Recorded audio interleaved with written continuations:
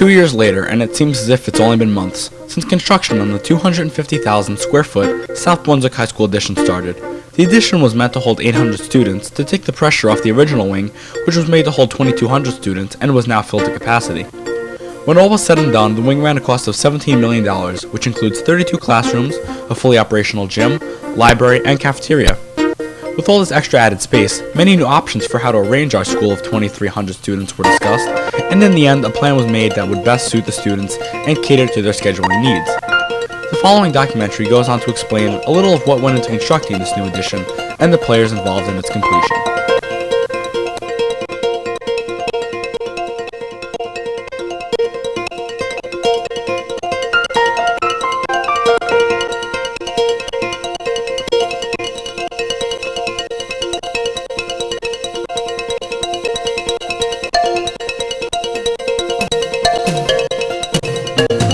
To fully explain South Brunswick High School's evolution, you have to go back to when planning on the original building started, back in early 1995. The design team at Morton Russo Maggio created South Brunswick High School to have an addition put on as it was seen necessary by the school board. This type of design made retrofitting a wing on less expensive and easier to accomplish while school was still in session. The wing was designed into the initial schematics and thus had its slot and resources accounted for in advance.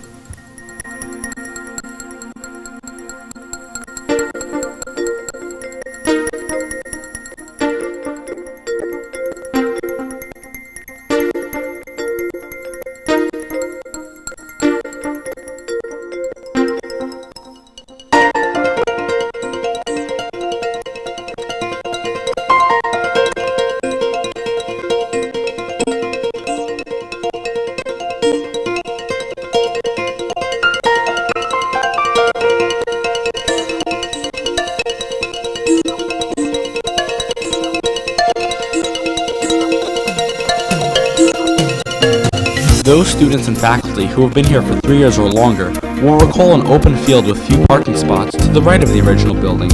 This land was designated for the new wing and its construction space. In September of 2001, students started off the school year with a little bit of a surprise when they first got off their buses. A fence surrounded what was to be the lot for the new building.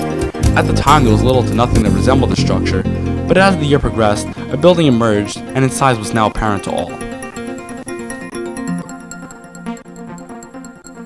A lot of planning goes into the construction of a public place such as our school. It has to be able to remain functional through many years of constant use, while being flexible enough to change with the times. Many different types of planning go into the completion of a building such as our new wing. The obvious things like the structure of the building, and other not so obvious things like furniture, lighting, kitchen equipment, and flooring choices are all taken into account. Chief Architect Scott Spiesel of the Spiesel Architectural Group was in charge of overseeing construction of the new building, as well as choosing much of the color schematics and just about everything else that is now found inside our new wing. Meetings would be held frequently at the beginning of construction to work out problems that are bound to arise during a project of this scale. With a good bed of planning and a committed crew of design engineers, Wing B is sure to last through many new generations of students.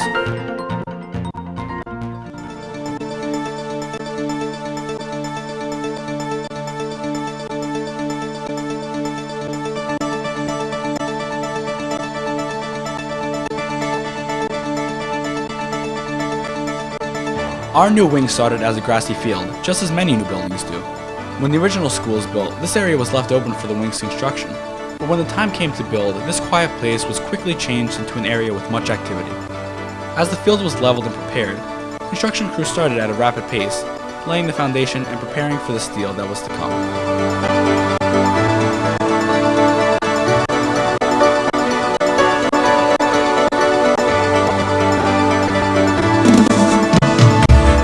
At the onset of any construction project, there must be a foundation.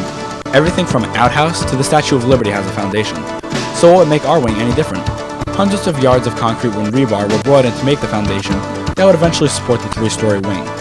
The distinctive shape of our structure could be seen early on. The front with its triangular outshoot now holds the cafeteria, library, and art rooms, giving maximum window space, allowing for a great commanding view of the rest of the South Brunswick High School property.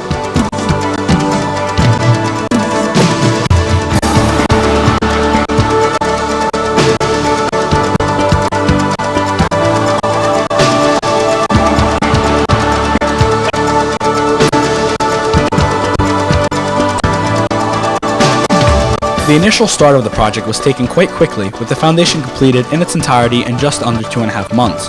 The next stage of construction was the steel frame. This is when the building started to take shape, and you can start to see some of the distinctive features that made this new wing an entity of its own. Many tons of steel were brought in and hauled into the air as soon as they had been delivered. Special ordered pieces were those that made up the 40-foot-long skywalk that connects the new wing with the original structure. The crews made quick work of this task, completing framing in about an afternoon's worth of work.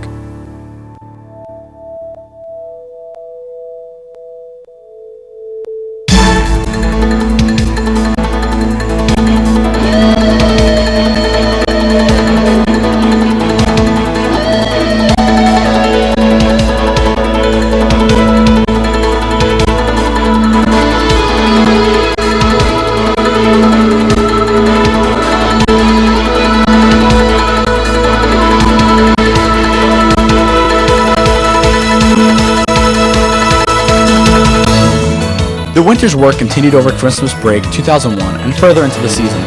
Many students passed the site daily but didn't realize the scope of the project until they had been away for a little over 2 weeks and had a chance to see the progress that had been made since they were gone. Day by day more work was being done, and soon enough concrete was being poured to make up the floors. Once flooring had been created, brick dividers could start to be laid and rooms started to take shape.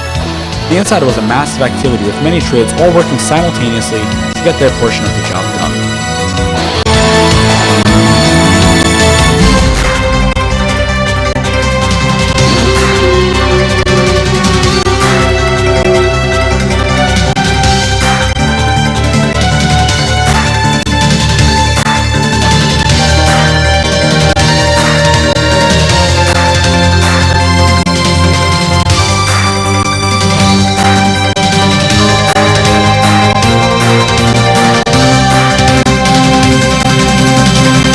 By late spring, early summer of 2002, the building was on its way to completion, but with the year left in construction and finishing work, it was apparent that much still needed to be done. Brickwork started soon after the steel had been finished.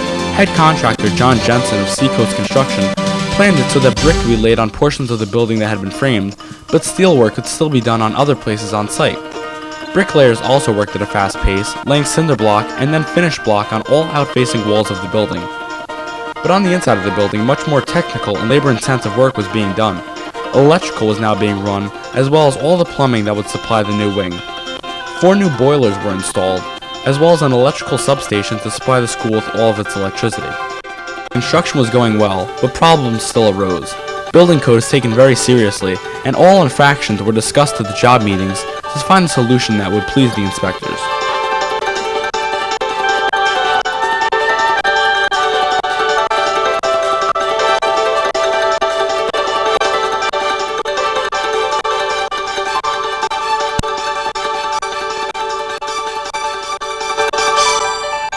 Many other non-foreseen problems also came up during construction. For example, the new foods room has a noticeable shelf behind the stove. While this looks great and has ended up to be functional, it was not in the initial plans for the building. Late in construction, it was realized that a water line had to be run along the back of the stoves, but obviously the water line could not go through the obstruction, so instead the stoves were slid out 6 inches and the side draw was shortened. You would never know this was a problem, but with a good crew of workers and a team of architects and engineers, things like this were breezed by and handled in an orderly fashion.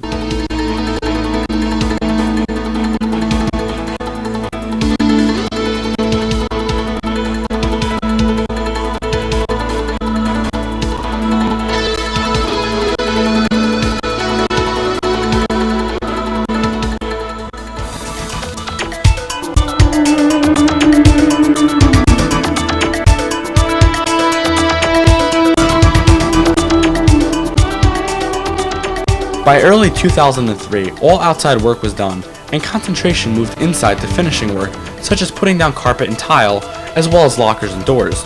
Over 200 doors had to be ordered, and just under 500 keys to supply all the teachers who would need access to the rooms in the new wing. Also on the agenda was a new way to number the halls so that students wouldn't get confused in such a mammoth building.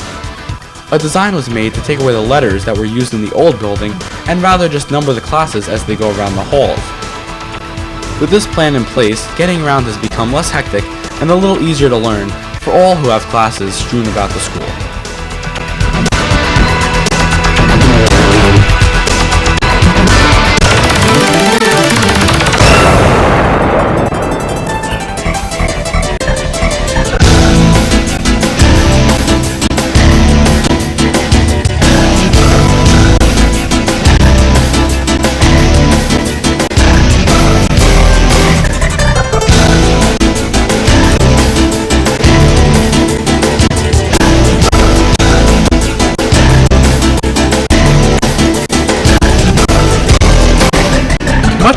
taken into the learning environment in this new structure, and it shows.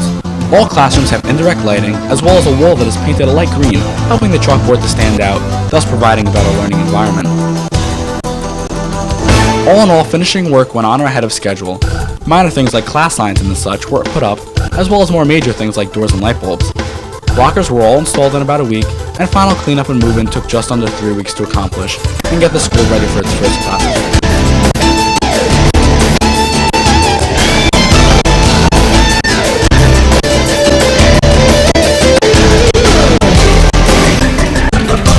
Some new novelties you'll notice in our new wing are a lack of teachers' desks. All teacher stations were designed to be permanent. They include a desk with a room for a computer, printer, and workspace, as well as a TV kiosk with cabinet space. All kiosks include a brand new 32-inch television with the capability of being hooked up to a computer for teaching purposes. Also on our list of new items are lockers. There are different models than those in the original building, but they offer no difference in capacity. The best new addition of all is our wonderful grand staircase and garden. This was put in by the architects to offer an open heart, if you will, for the school, and to be an inviting entranceway. It wraps up all 3 floors and gives a great idea of the scale of our wing. With all these new additions, you'd think the wing stands apart, but in concept it was made to feel very much like its larger counterpart, and basically made to be as inviting as the original building was to its first class of students.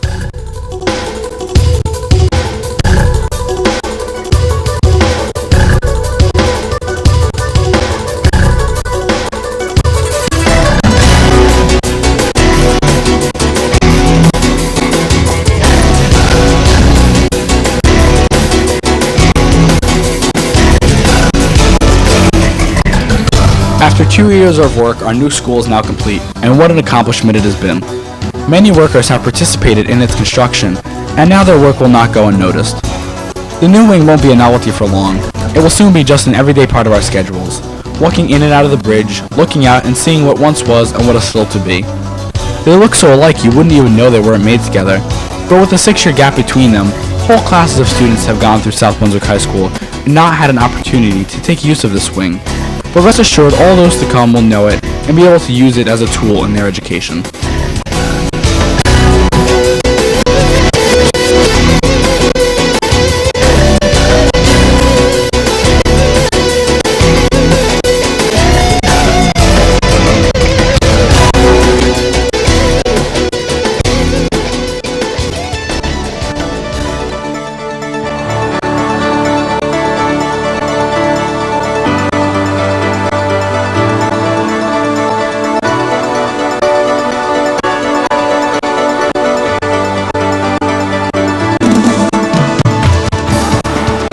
Time is now 2 p.m., August 26th, and I'm taking my last walk through.